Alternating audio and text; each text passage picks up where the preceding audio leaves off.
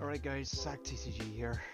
Today we're gonna cover a combo guide regarding heroes. This is my first deck that I played ever since getting back into the game. Well, it's possibly one of my favorite decks of all time, if I'm gonna be completely honest. Today we're just gonna go over some 1 to 2 full combos, as I have a friend of mine that kind of needs help regarding the hero deck. It's a very long combo, I should say. It's linear, unlike many others.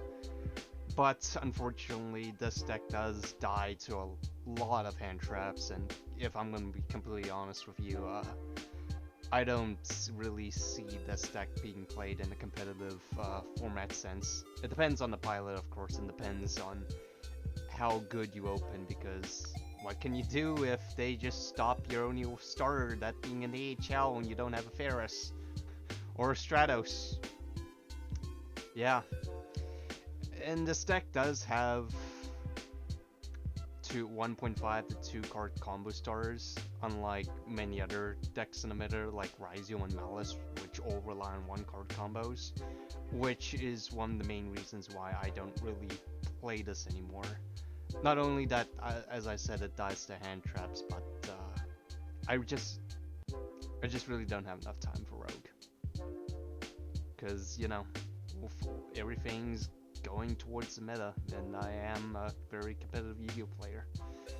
But again, I would recommend this deck only for casual play. If you're brave, yeah, sure, you might take it to a competitive local scene, but I would say don't be surprised if you go X3. At best, X2. But anyway, I'll just start going on with combos. It's pretty much straightforward. Alright, what the hell is this? Okay, I think I can cook here. Just depends. That depends if I do not want Dark Law. Alright, I'm gonna go start off and play Foolish Burial. Obviously, we need to dump Destiny Hero for DP, so we'll do that right now. We'll go ahead and dump Stratos, not Stratos, Shelmis for Fair Special Summon. Remember, Special Summon everything in defense, because one thing I've learned during the Snake Eye format was if they open, let's say, a Lightning Storm. A lot of people play Lightning Storm and Duster now, considering that Blue Eyes Primite has hit the scene and is taking the meta kind of by storm, as it's fairly new. If you special summon all your monsters in defense, except for Sunrise, only Sunrise is gonna get popped by Lightning Storm, because Lightning Storm can only pop the front row if monsters are in attack. But fortunately for you, your stuff's in defense, so you're fairly safe from border wipes. The only thing that won't be your saving grace is a Raigeki, for example. Anyway, let's continue. We'll go ahead and activate Chainlink 1, Farish, Chainlink 2, Shell Mist. Shell Mist will then proceed to grab a Stratos. Remember, one thing I always say to people that's playing heroes, your normal summon is the very most important summon out of the entire combo. Why? Because you only get one normal summon. Special summons, you could obviously special summon stuff, but you're only limited to one normal summon. Let's just say you normal summon Stratos right here. They imperm you. What are you doing? If you don't have a Fusion Destiny, or you don't have, let's say, a Mass Change to dodge it, or a Book of Eclipse, your combo's dead. That's why I always say this deck folds to 1 to 2 hand traps. You have to pray that either they don't have it, or that they do. If they do have it, you can dodge it with Book of Eclipse if it's a Veiler or an Imperm, or a Mass Change, even a Kolbai. But one hand trap that does stop this deck is Droll and Shifter. That kills the deck on spot. It's turns everything offline because Heroes relies on adding a lot of resources to hand and dumping a lot of stuff to the grave. But anyway, we went ahead and special summoned Vion. On summon of Vion, we're gonna dump Destiny Hero Denier. So you have two Destiny Heroes in the grave. Okay, but anyway, back to what I was saying, if you do get drolled and or shifted. If you manage to get 2 level 4s on the board, it's pretty much just Bagushka set 1 pass. That's all you can do at that point. Anyway, we'll go ahead and activate Vion's second effect, which is banishing a hero monster to grab Poly. Remember, make sure you remember this effect. I've been there many times where I have forgotten to add myself a Poly. It is one of the biggest misplays that you can make as a hero player. It's pretty much forgetting to resolve cross effect and or resolving Deception's reset effect at the end phase. Remember to resolve this effect, or else you're not gonna get Poly and your combo's just dead right then and there. But anyway, go ahead and banish the Paris. We'll then proceed to link into Cross Crusader. On summon of Cross Crusader, preferably you would either choose Denier or Malicious. It's either one or the other. Do note, one thing I might suggest that you might want to do if they have Bestills. Special summon a Malicious before you go into Cross Crusader, because the theory behind it is, let's just say you go into Cross and they already Bestill your Malicious. You can choose your Denier to bring it back. If they don't know obviously what to hit. If it were up to me, I'd obviously hit the Denier at all times. So obviously you can't recycle the Malicious. But anyway, that's just food for thought in terms of playing around the Bestill. Alright. We'll go ahead and activate Cross Crusader's second effect when Malicious does get special summoned. We'll send that to the grave. And let's see here. We'll go ahead and add ourselves a Liquid Soldier. The draw 2 is insane. Honestly, I don't know why the hero committee was debating between a Wing Karibo and a Liquid Soldier. Like, come on. The answer's already there. Would you rather just +2 instead of like using Wing Karibo's special effect? Yeah, no, I don't think so. Anyway, here's one other thing that I do need to point out is this right here is the choke point in one when they are going to nib you. So what I usually like to do is go into DP right now. We'll first summon the Malicious and Denier. Go ahead and activate Denier special effects.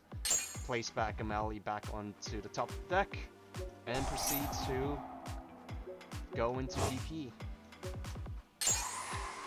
So if they do nib you here, what you can, and you haven't burned your normal summon, this is perfect. This is amazing.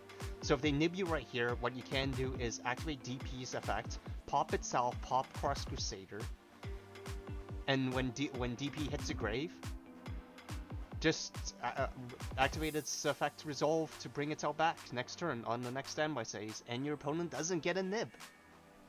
So they just pretty much negged one, and you know they have nib in their hand, and they have one dead card. But anyway, we'll continue with going on the combo, assuming the fact that you do not get hand trapped. Anyway, we'll go ahead and use our normal summon, Stratos.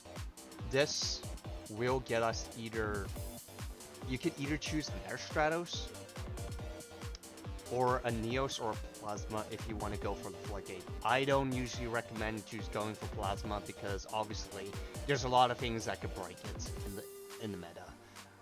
One Imperm, one Droplet, one Book of Eclipse, one Change of Heart can just end you right then and there. It's terrible. Don't do it. I would save Plasma for the crackback going second.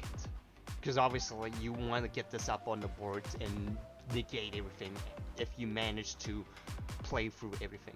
But anyway, I'll just go ahead and grab a Stratos, just so it saves us a little bit of resources, and it lets us bypass Infernal Advisor.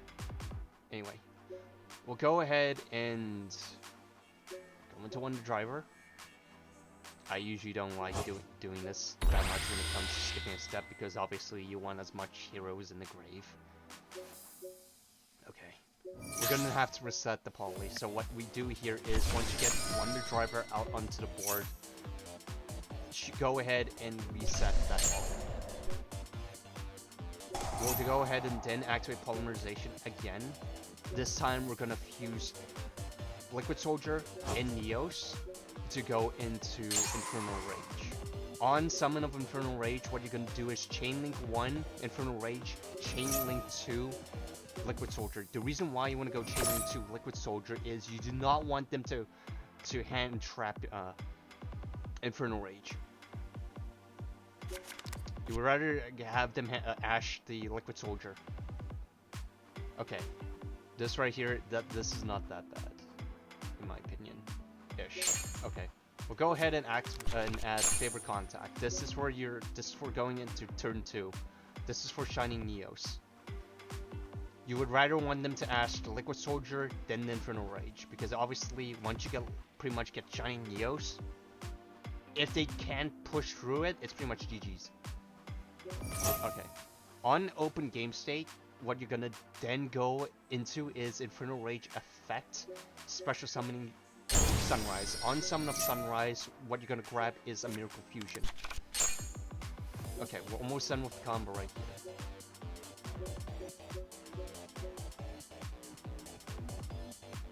Okay.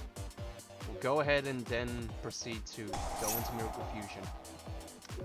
What you're gonna go into Miracle Fusion, what you're gonna send is Infernal Rage in Neos. This will get you into Wake Up. And one thing I would like to point out is always use DP's effect on phase. Always say to your opponent when you're at this point in the game, just say to them, attempt to lead main. This is when you're gonna attempt to Nibiru you. When they nib you, what you're gonna do is activate DP effect, popping itself and popping Wake Up. This will grab you your Shadow Mist, and it will allow you to go into Dark Claw. But unfortunately, since we don't have Shadow Mist in the deck anymore, what I would then prefer to do is I would just pass turn right here. I'll go ahead and pass turn right then in here, and what you're going to special summon in this scenario is Stratos. Let's just say, for example, they have a few back row and they have either a cross here. What you're gonna do is, if they have back row, you're gonna use DP effect, pop itself, pop Wake Up, and you're gonna special summon Stratos. On summon, you're not gonna add a hero monster. What you're gonna do is pop everything they have, every back row, because Stratos effect is that for the number of hero monsters you control, except for Stratos itself, you can pop one back row. So pretty much you have at least like what? 2 to 3 pops, maybe 4, depending on the game state. But anyway, we'll just go ahead and pass turn. And ignore what the AI is doing. It's just a garbage .pow deck, which you can obviously easily wax. Okay, let's just go to chat. Alright, here's one unique interaction here. Okay, let's just say in the middle of game state and you find the optimal time to use favorite contact. What you're gonna do here is use favorite contact, bring back Neos and Infernal Rage back into the deck. On summon of Shining Neos, you're gonna activate its effect to pop everything with the number of attributes that you control, that the board has. So let's count. You have a light and a dark. So you can pop up to 2 cards. You know what? We're just gonna chain DP's effect right here.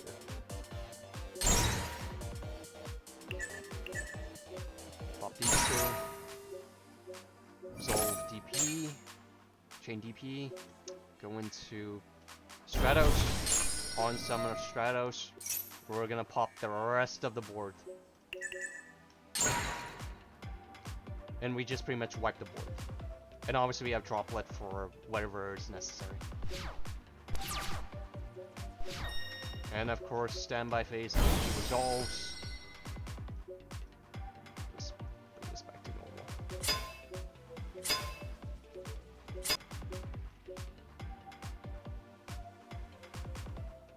And just swing for game. It's that simple. Oh, and one thing before I swing for game is, if they have stuff on the board, what you can do when you swing, or when your opponent swings, you can go ahead and activate Sunrise effect. Whenever an attack is declared involving another hero monster except for Sunrise, you can target the card that you're swinging, and just pop it. And of course you have DP's effect if you haven't used it already, which gives you 2 pops. The end board on heroes is insane. It's a lot of bodies. And if I'm gonna be completely honest with you, you're probably not gonna see this done much, given that it's gonna fall to easily a Droll, an Imperm, or an Ash. And this deck does break. There have been instances where I've opened with 2 Malicious, 1 Neos, 1 Increase, and 1 Miracle Fusion. It's dreadful, it's terrible, I know. But, again, like I said at the beginning of the video, I do have a lot of respect and a lot of love for this deck. I grew up in pretty much in the GX era, and Heroes has always been my thing. And thank goodness that it's not as expensive as it used to be, because when I first got back into the game last year, I pretty much spent at least 400 bucks on this deck during the Snake Eyes format. And anyway, I'll make another video regarding a complete deck profile. I really don't have the energy to go through a complete deck profile with heroes, as it's been a long day for me. Other than that, I would say watch this video at least twice, maybe 3 times. And one thing I would also recommend for hero players is going on YouTube and searching for other hero combos, not just focusing solely on mine. And one big shout out I would like to give in terms of YouTuber content creators is Yugi Skull. He is the hero king at our local scene and a very good friend of mine.